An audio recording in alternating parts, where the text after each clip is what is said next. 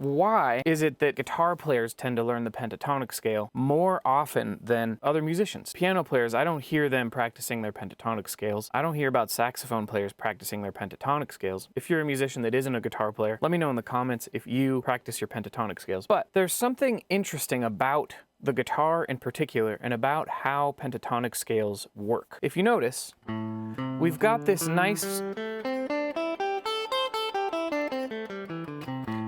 little setup that on the guitar, pentatonic scales end up being about 2 notes per string. Not even about, they end up exactly being 2 notes per string. And there's all these different places to play them. 2 notes per string. And one of the weirdest things about the pentatonic scale is that it's basically the skeleton of a major scale or a minor scale, but it's missing 2 notes. And the 2 notes that are missing, if you're playing an A minor pentatonic scale, it's missing the 2nd note of the scale and the 6th note of the scale. So 1, 2, 3, 4, 5, 6, 7, 8. Or back to 1. In case you didn't know about this concept of relative minor and relative major, anytime you're playing an A minor pentatonic scale, you're also playing all the notes for a C major pentatonic scale.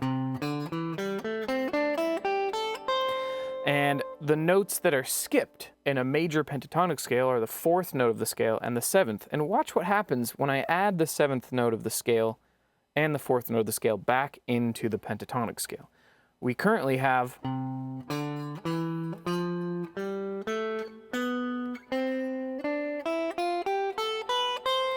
we went from having this nice, tidy, organized system, if you look at these green notes, where I roughly have 1 finger per fret.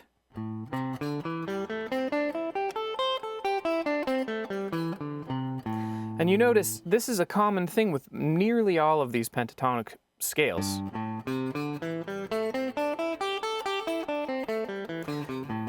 Up here too.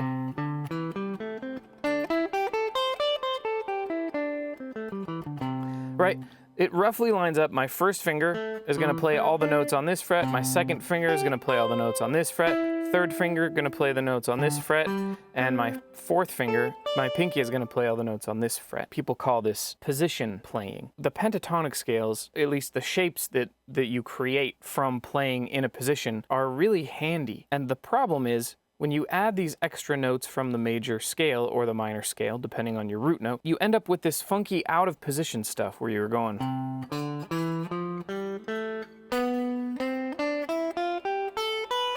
In other words, you end up in situations where your 1st finger doesn't get to play all these notes because you got to either reach back here or you got to reach up here for this B right here. And this is a common weird thing that happens. A lot of times when we're playing music, we end up in situations where music is modal or music is in harmonic or melodic minor. And that can make things really complicated. For example, if we're playing in the key of C major, those are the notes we'd be playing. But if we're playing in, let's say, C mixolydian, then we might end up with a B flat in there instead. And so then, okay, we got to remember a different fingering for that. And it's the same with if we were playing a Lydian scale, then we would have an F sharp. We'd still have a B, but then we'd have something like this. And this is where you start getting into territory where it's like, okay, I thought I was playing pentatonic scales. Why am I adding all these extra notes? The way I like to think of pentatonic scales, and I think the way a lot of guitar players use pentatonic scales, is they think of them as a scaffolding. They don't necessarily think of them as a scale to play as much as they think of it as, this is a basic framework to start with. And when I'm playing in the key of A minor here,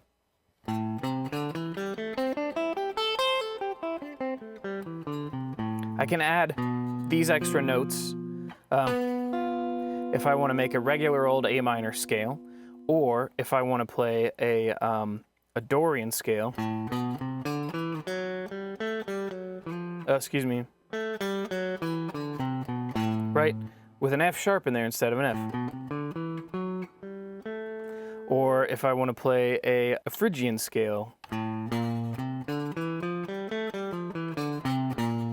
right? These are all just options that I can basically add the extra information hidden between the notes of the pentatonic scale, but generally speaking, it ends up being a great place to hang out, and that is because if you watched last week's lesson where we talked about modes, I was grouping them into major modes and minor modes. And there's a really cool thing going on here, and that is, in the pentatonic scale, we are basically skipping the notes that differentiate between the modes. If you remember, Dorian mode is like a minor scale, but with a sharp sixth. And if you remember, a minor pentatonic scale skips the second and sixth note. If I'm gonna have to add notes in, I might as well add an F sharp instead of an F. And if you remember, Phrygian is like an A minor scale. It's like an A minor scale with a flat 2. So again, if I want to play modal music using a minor key or a major key, the pentatonic scale is basically missing the notes that differentiate between those modes. And if you remember, there's major modes and minor modes. The pentatonic scales are going to work in all of the major and minor modes. You don't have to worry about memorizing 6 different scales. You can just focus on memorizing the pentatonic scale and then adding notes as needed. Here's a C major scale. Here's a C Mixolydian scale. And here is a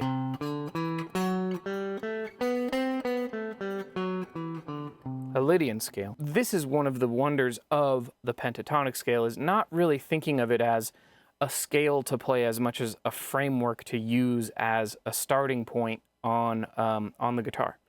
And so what I like to do is I like to have people start with the pentatonic scale, and then I like to have people start thinking about like chord tones.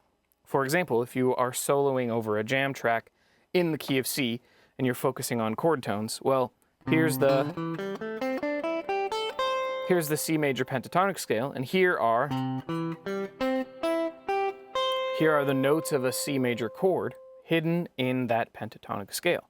And notice they all line up with the pentatonic scale, but if we were to switch over to, say, the 4 chord in the key, well, now we've got a note outside the pentatonic scale. Cool.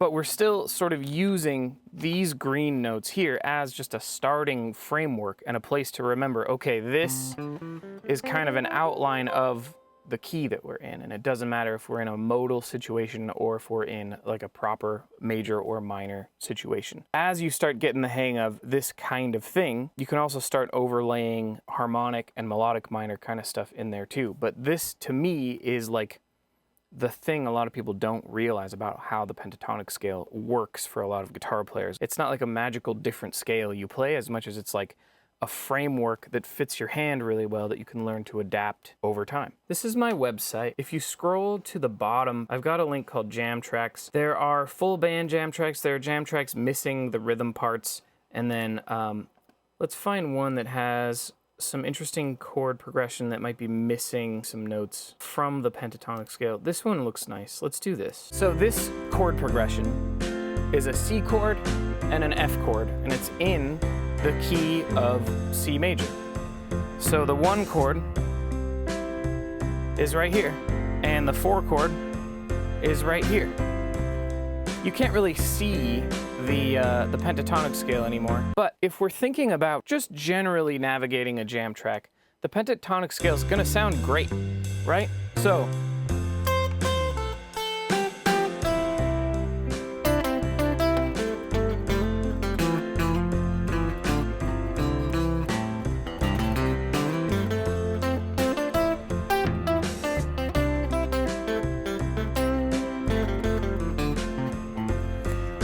that sounds fine, but what if you want to use the full scale? Well, in this case, we're in a major key, so we can add that B, we can add that F, but if we're going through playing those notes, there's going to be situations where those notes aren't going to sound good and places where they will. Listen to this. So if I'm going,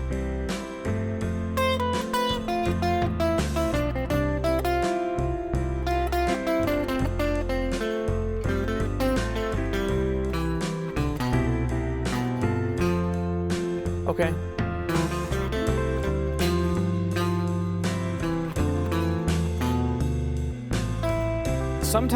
Sometimes those extra notes sound good, and sometimes they sound just kind of like dissonant. They sound kind of jarring. And that's because when we're jamming on a jam track, if we pay attention to actually what chords are happening, you'll notice that when we align the chord tones with the chord happening at the moment, it's going to sound more harmonious, more deliberate.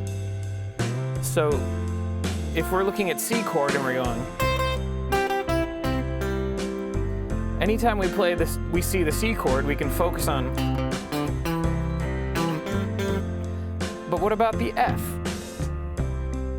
So in the case of the F chord here, which I'll put back in pink,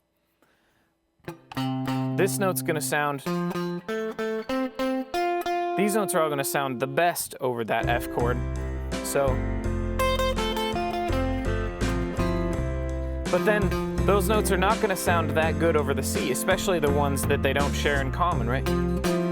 That's not going to sound great over the C, but it's going to sound great over the F. So what we end up doing is, again, we're just using the pentatonic scale as a scaffolding and sort of thinking about, okay, if this is my starting point and I can create a little pentatonic phrase using that pentatonic scale, but maybe I can adapt that little phrase and end on a note that's part of the chord happening right now. So if I take a little phrase that sounds like, that will work over the C chord, and then I can adapt that phrase to end on a note that works for the F chord, and we start sounding a lot more deliberate with the solos. Let's see. I'll show you what I'm talking about.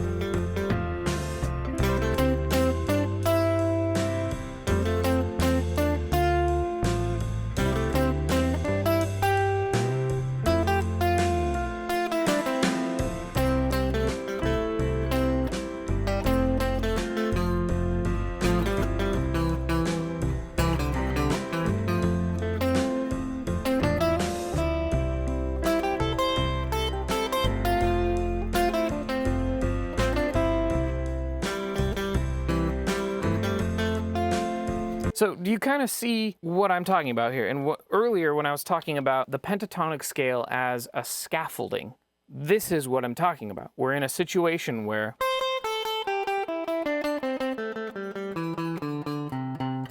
this is our basic starting point, but we can also think about accenting notes that are outside of that scale. And one of the coolest things about getting to know the pentatonic scales as a scaffolding is the name of the scale, in this case, the G-shaped pentatonic scale. The chords in the key kind of match the key of G, which is a kind of a fun, complicated thing. I do have a lesson that I think you might appreciate, a series that you might appreciate on my Patreon that really breaks down the idea of, like,